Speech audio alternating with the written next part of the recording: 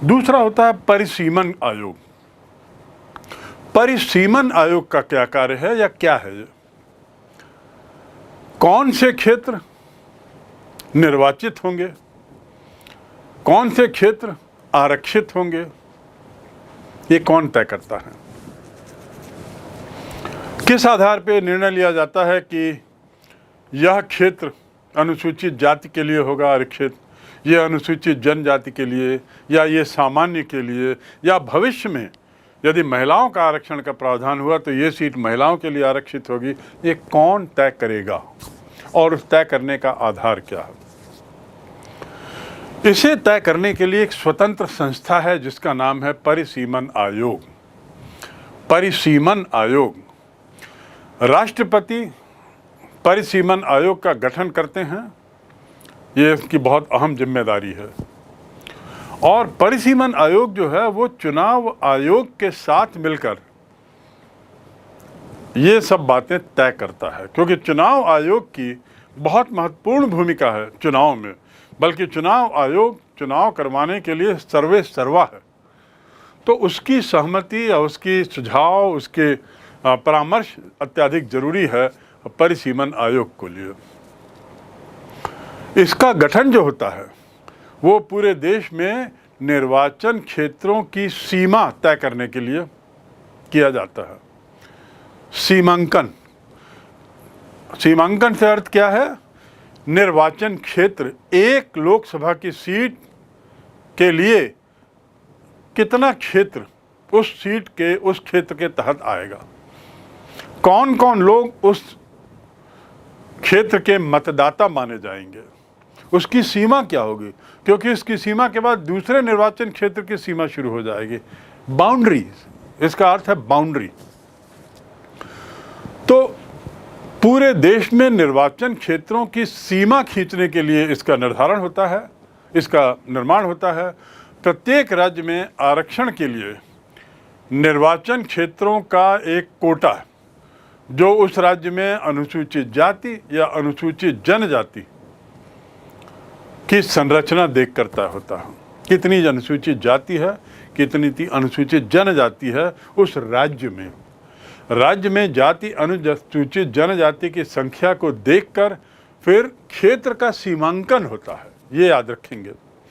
वो इसलिए ज़रूरी है कि ऐसा ना हो जाए कि क्षेत्रों का सीमांकन इस तरीके से हो कि हर जगह अनुसूचित जाति के लोगों की संख्या बड़ी कम हो, वे अल्पसंख्यक में रहें और इतने अल्प रहें कि वो प्रभाव न कर पाएँ। तो इससे बचने के लिए ये सुनिश्चित किया गया है कि पहले अनुसूचित जाति जनजाति की संख्या देखी जाए उस राज्य में, और फिर कोटा तय किया जाए कि इस राज्य में कितनी सीटें निर्धारित या आरक्षित होंगी। जिन निर्वाचन क्षेत्रों में अनुसूचित जनजातियों की जनसंख्या सबसे ज़्यादा, उसे आरक्षित कर दिया जाता है। अनुसूचित जातियों के मामले में परिसीमन आयोग दो बातों पर और ध्यान देता है। जनजाति में तो केवल एक बात, सबसे ज़्यादा संख्या तो उसे आरक्षित कर दो। आरक्षित कर दो से अर्थ वहाँ पर केवल अनुसूचित जनजाति का ही उम्मीदवार खड़ा हो सकता है, या कोई भी दल अपना यदि उम्मीदवार खड़ा करना चाहता है तो वह उम्मीदवार केवल अनुसूचित जनजाति का ही होगा और किसी का नहीं। ये आरक्षण कहलाता है अनुसूचित जनजाति का। अब अनुसूचित जाति के मामले में दो शर्तें और हैं। आयोग उन निर्वाचन क्षेत्रों को चुनता है जिसमें अनुसूचित जाति का अनुपात ज़्यादा हो, लेकिन वह निर्वाचन क्षेत्रों को राज्य के विभिन्न भागों में फैला देता है ताकि अनुसूचित जातियों का पूरे देश में जो स्वरूप है वो बिखराव जैसा है और उनका बिखराव समरूप है। तो जैसे अनुसूचित जनजाति के मामले में एक क्षेत्र को अनुसूचित जनजाति के लिए आरक्षित कर देता है, अनुसूचित जाति के मामले में ऐसा नहीं, पूरे राज्य में फैला देगा उनकी संख्या को। और वो इसलिए कि अनुसूचित जाति के जो लोग हैं वो पूरे देश में फैले हुए हैं समान रूप से। ऐसा इसलिए कि अनुसूचित जाति का पूरे क्षेत्र में बिखराव है, और जब कभी भी परिसीमन का काम होगा तो इन आरक्षित क्षेत्रों में कुछ परिवर्तन हो जाता है बस। निर्वाचन क्षेत्रों में कुछ परिवर्तन हो जाता, बाकी कुछ नहीं। इनके निर्वाचन आरक्षित क्षेत्रों में बदलाव जनजाति अनुसूचित जाति की बात कर रहा हूँ मैं। तो इस प्रकार अनुसूचित जाति जनजाति के संबंध में सीमा निर्धारण कैसे होता है चुनाव क्षेत्रों का, और आरक्षण कैसे होता है उन लोगों के लिए, यह भी अब हम समझ गए। अब हम आते हैं अगले बिंदु पर, चुनाव संबंधी, जो बहुत महत्वपूर्ण है, और वह है स्वतंत्र और निष्पक्ष चुनाव। इसके क्या मायने हैं? किसी भी चुनाव की कसौटी यह है कि वह चुनाव निष्पक्ष हो, स्वतंत्र हो, किसी के दबाव में न हो, किसी से प्रभावित होकर न हो। यदि हम लोकतंत्र को एक जमीनी हकीकत बनाना चाहते हैं, यदि हम लोकतंत्र को वास्तव में सच्चाई में देखना चाहते हैं, वास्तव में लोकतंत्र चाहते हैं, तो जरूरी है कि चुनाव प्रक्रिया निष्पक्ष हो, पक्षपात न हो, किसी भी आधार पर पक्षपात न हो, दलगत राजनीति से उठकर अधिकारी और मतदाता कार्य करें, और साथ ही निष्पक्षता के साथ साथ जरूरी है पारदर्शिता, ट्रांसपेरेंसी। निष्पक्षता और पारदर्शिता, ये दो बहुत अहम तत्व हैं एक सफल लोकतंत्र के लिए। इसलिए चुनाव प्रणाली ऐसी होनी चाहिए जिससे मतदाता जो हैं, उनकी जो आकांक्षाएं हैं, वो चुनाव परिणामों में न्यायपूर्ण ढंग से व्यक्त हो सके। न्यायपूर्ण ढंग से व्यक्त होने का मायने क्या, कि मतदाताओं को लगे कि जो बहुमत के जो विचार हैं, या बहुमत जिसके पक्ष में नज़र आता है, वास्तव में वही यहाँ का प्रतिनिधित्व कर रहा है। किसी तरह की हेरा फेरी की गुंजाइश ना हो, मतगणना में किसी तरह की गड़बड़ी की गुंजाइश ना हो। वे अधिकारी जो चुनाव की प्रक्रिया में प्रारंभ से लेकर अंत तक, चुनाव के परिणामों की घोषणा तक चुनाव की प्रक्रिया में जुड़े हुए हों, वे लोग निष्पक्ष होकर अपना कार्य कर रहे हों, और तत्कालीन सरकार या किसी कैंडिडेट उम्मीदवार के दबाव में न हो। भारत में चुनाव को स्वतंत्र रखने के लिए, निष्पक्ष रखने के लिए और ट्रांसपेरेंट रखने के लिए जो जितने भी पद हैं, उन पदों के लिए विभिन्न चुनावी प्रक्रिया का प्रयोग किया गया है, विभिन्न तरीकों को अपनाया गया है। लोकसभा और राज्यसभा के लिए फर्स्ट पास द पोस्ट प्रणाली, लोकसभा और विधानसभा के लिए जहां फर्स्ट पास द पोस्ट प्रणाली, वहीं राष्ट्रपति, उपराष्ट्रपति, राज्यसभा और विधान परिषद के सदस्यों के लिए आनुपातिक प्रतिनिधित्व प्रणाली, जिसका हम पूर्व में जिक्र कर चुके हैं, बारंबार कर चुके हैं। भारतीय संविधान का अनुच्छेद 81(1) और 171, इसके तहत भारत में लोकसभा और राज्यसभा, भारत में लोकसभा और राज्य में विधानसभा, इसके लिए प्रत्यक्ष चुनाव की व्यवस्था की गई है। प्रत्यक्ष चुनाव मतलब जनता अपने प्रतिनिधि को चुनती है स्वयं, ये प्रत्यक्ष कहलाता है। तो चुनावी प्रक्रिया पर अब हम आ रहे हैं, और उसके लिए कुछ जो महत्वपूर्ण अहर्ताएं हैं उनको समझ रहे हैं। यदि हम भारत के पूरी चुनावी प्रक्रिया की बात करें, चुनाव प्रणाली की, तो 3 सिद्धांत हैं भारत में जो स्वतंत्र और निष्पक्ष चुनाव कराने का मादा रखते हैं। इन सिद्धांतों के आधार पर यह सुनिश्चित किया गया है कि यहाँ के चुनाव ट्रांसपेरेंट हों, स्वतंत्र हों और निष्पक्ष हों। वे 3 सिद्धांत कौन से हैं? वे 3 बातें कौन से हैं जो सुनिश्चित करती हैं कि हमारा चुनाव वास्तव में लोकतंत्रीय चुनाव हो, वास्तव में निष्पक्ष चुनाव हो, परिणाम जो भी आए पर निष्पक्ष हो। वे 3 सिद्धांत हैं। पहला, सार्वभौमिक मताधिकार, सार्वभौमिक वयस्क मताधिकार। वयस्क दूसरा चुनाव लड़ने का अधिकार, और तीसरा स्वतंत्र निर्वाचन आयोग। पहले का ताल्लुकात है उम्मीदवारी से, पहले का ताल्लुकात है जनता से, किनको मताधिकार, कौन मत डालेगा। दूसरे का ताल्लुकात है किनको मत डालेगा या जिन्हें चुनाव लड़ने का अधिकार है, यानी उम्मीदवार। पहला जनता, दूसरा उम्मीदवार, और तीसरा चुनाव आयोग, निर्वाचन आयोग जो स्वतंत्र हो, जो इन दोनों की निष्पक्षता, इन दोनों के सामंजस्य से सुनिश्चित करे कि चुनाव निष्पक्ष हों। इन सिद्धांतों में हम पहले सिद्धांत पे आते हैं, सार्वभौमिक वयस्क मताधिकार। सार्वभौमिक वयस्क मताधिकार अर्थात universal adult franchise. Universal adult franchise बहुत महत्वपूर्ण शब्द है। किसी भी देश की शासन व्यवस्था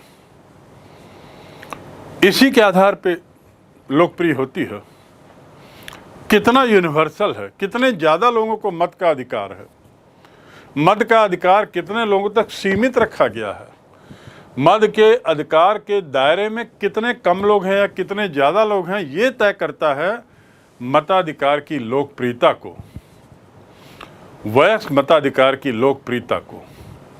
प्रोफेसर हेलेन लास्की, जिनका जिक्र बारंबार आता है, उन्होंने कहा है कि वयस्क मताधिकार का कोई विकल्प नहीं, there is no alternative to adult franchise, कोई इसका ऑल्टरनेटिव है ही नहीं। 20वीं शताब्दी का दूसरा दशक अर्थात 1920-30 से यदि बात करें तो उस समय किसी भी देश में वयस्क मताधिकार का प्रावधान नहीं था। 1920-30 के आसपास तक किसी भी देश में वयस्क मताधिकार का प्रावधान नहीं था। इसका मतलब इंग्लैंड में भी नहीं था, जो 1686 से जहाँ पर आधुनिक लोकतंत्र चल रहा था। अमेरिका में भी नहीं था, जो 1775-76 से स्वतंत्र देश के नाते एक बहुत बड़ा लोकतंत्र था। वहाँ भी एडल्ट फ्रेंचाइज नहीं था, वयस्क मताधिकार वहाँ भी नहीं था। सबसे पहले वयस्क मताधिकार, और वो भी सार्वभौम, कहाँ लागू हुआ? आपको आश्चर्य होगा ये जानकर, उस देश में लागू हुआ जिस देश ने सबसे बड़ा, सबसे क्रूर, खतरनाक तानाशाह दिया, यानी हिटलर। उसका देश जर्मनी। जर्मनी ने सन 1919 में अपने संविधान में इसका प्रावधान किया, सार्वभौम मताधिकार 1919। और 1924-25 में हिटलर का प्रादुर्भाव होता है और 1933 आते आते हिटलर तानाशाह बन जाता है, दुनिया के लिए बड़ा खतरा बन जाता है, विश्व युद्ध का कारण बन जाता है। तो क्या इस चुनावी प्रक्रिया में कहीं पर हम तानाशाही प्रवृत्ति को बढ़ता देखते हैं? नहीं, ऐसा नहीं है। इन दोनों के बीच में कोई संबंध नहीं। ये एक कोइंसिडेंस है कि 1919 में सार्वभौम मताधिकार की शुरुआत जर्मनी से होती है और उसके पश्चात दूसरे देशों ने इसको अपनाया और बखूबी अपनाया। सन 1919 में ही अमेरिका, 20 में स्वीडन, 28 में इंग्लैंड, सोवियत संघ में 1936, फ्रांस में 1945, इटली में 1948, स्विट्जरलैंड में 1973। अब देखिए, जिन देशों के नाम मैंने लिए और वर्ष बताया, वयस्क मताधिकार का वर्ष, तो आप एक बड़ी रुचिकर चीज़ देखेंगे। ये देश को स्वतंत्र हुए अनेक वर्ष हो गए थे, 100-100, 200 वर्ष हो गए थे, लेकिन इनको वयस्क मताधिकार देने में, जनता को वयस्क मताधिकार देने में कई वर्ष लग गए। 50 से लेकर 100 वर्ष का अंतर आया। अमेरिका जहां 1775-76 में स्वतंत्रता हो गई थी, वहाँ पे वयस्क मताधिकार की बात यदि करें तो वास्तव में वयस्क मताधिकार वहाँ पर 1919 में आया, लेकिन वह भी अपने पूरे रूप में नहीं। ब्लैक्स को, जिन्हें नीग्रोस कहते थे, उन्हें ये अधिकार नहीं थे। भारत में तो स्वतंत्रता के साथ ही वयस्क मताधिकार आ गया। ये भारत के संविधान निर्माताओं की एक बहुत बड़ी सफलता थी और बहुत बड़ा उनका योगदान है कि उन्होंने स्वतंत्र देश को, स्वतंत्र होते ही इतने अशिक्षित देश को, उसमें कोई उन्होंने कटौती नहीं की और सबको वयस्क मताधिकार का अधिकार दिया। आज के प्रजातांत्रिक युग में इस बात को सबने स्वीकार किया है कि सभी नागरिकों को मत देने का अधिकार दिया जाए। ये आज यूनिवर्सल ट्रुथ है, जिसकी शुरुआत कभी 1919 से हम देखते हैं। वो आज 100 साल आते आते, 20 आते आते अब सभी देश कमोबेश इस बात को मानने लगे हैं कि वयस्क मताधिकार ही सही तरीका है। हाँ, वयस्कता की आयु को लेकर थोड़ा 19-20 का अंतर हो सकता है। वयस्क किसे माना जाए, वयस्कता की आयु को लेकर अंतर है। हर राज्य में वयस्कता की आयु सीमा अलग अलग है और ये जो आयु सीमा है, ये अलग अलग देश अपना स्वयं तय करते हैं। भारत की स्थिति में यदि हम बात करें तो भारत में वयस्कता की आयु संवैधानिक प्रावधान के तहत 1950 में 21 वर्ष थी, जो अब 18 वर्ष हो गई है। एक 18 वर्ष का बालक, टीनेज, वयस्क माना गया है और मतदान कर सकता है। देश की राजनीतिक व्यवस्था में ये निर्णय कर सकता है कि कौन उसका प्रतिनिधि बने, आदि आदि। भारत, अमेरिका, रूस, ब्रिटेन, अमेरिका, रूस और ब्रिटेन, यहाँ पर भी 18 वर्ष की आयु को वयस्क माना गया है, स्त्री और पुरुष दोनों के लिए।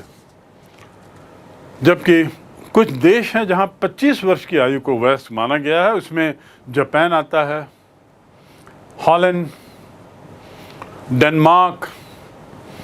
ऐसे कुछ देश हैं जहाँ पर 25 वर्ष के स्त्री पुरुषों को वयस्क माना गया। भारत में सन 88 में 21 वर्ष की आयु थी। 89 में 61वां संशोधन होता है, 61st अमेंडमेंट, 1989। याद रखेंगे, ये आप लोगों के लिए बहुत महत्वपूर्ण है, क्योंकि आप में से अधिकतर लोग उस 18 वर्ष की दहलीज पर हो जब आप अगले चुनाव में मतदान के पात्र हो जाओगे। अगले लोकसभा चुनाव या विधानसभा चुनाव में आप में से अधिकतर लोग इसकी पात्रता रखेंगे। इसलिए आप विशेष जानें कि आपको इसकी संवैधानिक पात्रता 61वें संशोधन के माध्यम से मिली, जो 1989 में हुई। यहाँ ये बात समझने की है कि किसी भी देश में रहने वाले सभी लोगों को वयस्क मताधिकार नहीं मिलता, या सभी वयस्क लोगों को मताधिकार हो, ऐसा नहीं है। ये बात याद रखें। जब वयस्क मताधिकार की बात होती है तो उसमें कुछ लोग इस अधिकार से किसी कारणों से वंचित भी हो जाते हैं। पागल, जो घोषित पागल हो, दिवालिया हो, अपराधी हो, विदेशी हो, ये मताधिकार से वंचित रहते हैं। इन्हें वयस्क मताधिकार के तहत मत देने का अधिकार नहीं रहता।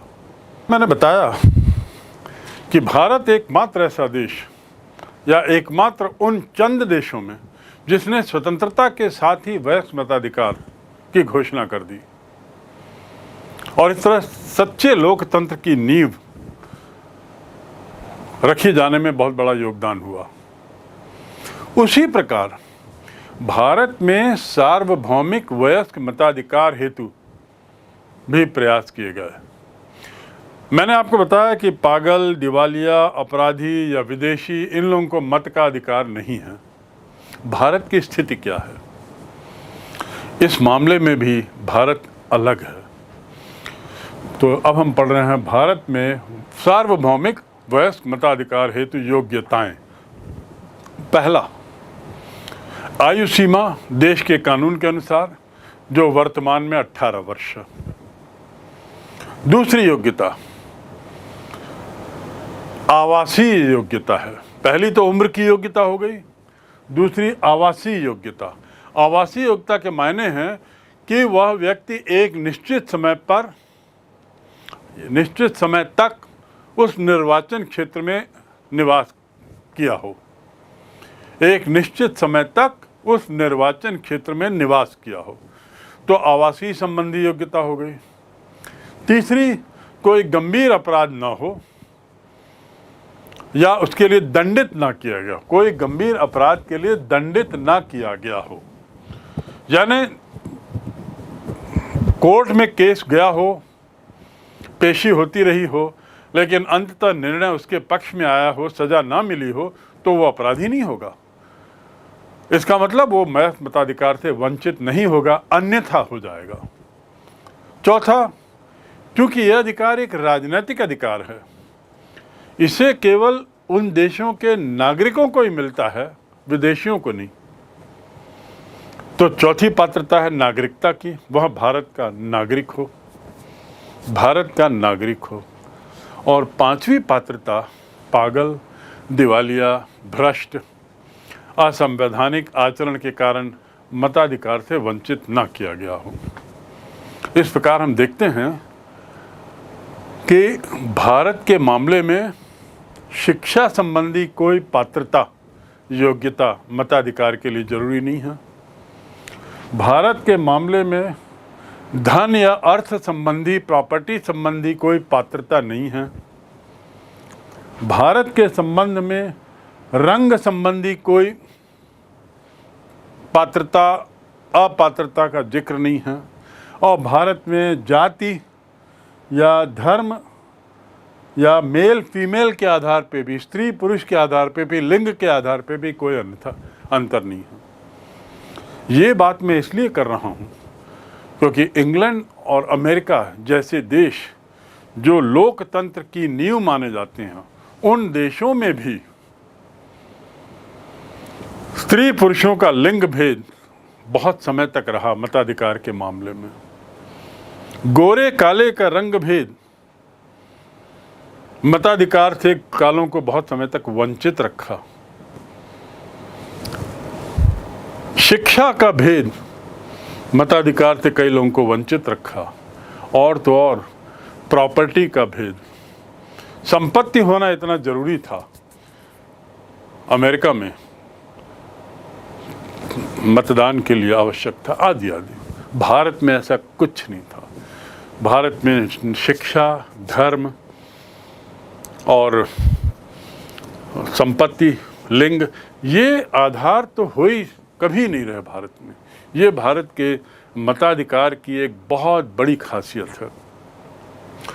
भारत के संविधान की धारा 325 या 326 में वयस्क मताधिकार की बात की गई है और इसके अनुसार प्रत्येक स्त्री और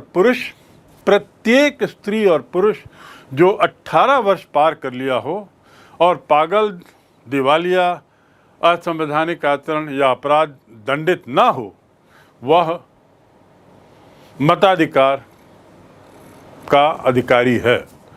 भारत में ये अधिकार प्रत्येक नागरिक को धर्म, जाति, भाषा, क्षेत्र, लिंग, इन सब के भेदभाव से हटकर बिना मत देने का अधिकार, मतलब इन सब से हटकर इनको मत देने का अधिकार दिया गया है। और ये सब मुद्दे मताधिकार के मामले में कोई मायने नहीं रखते।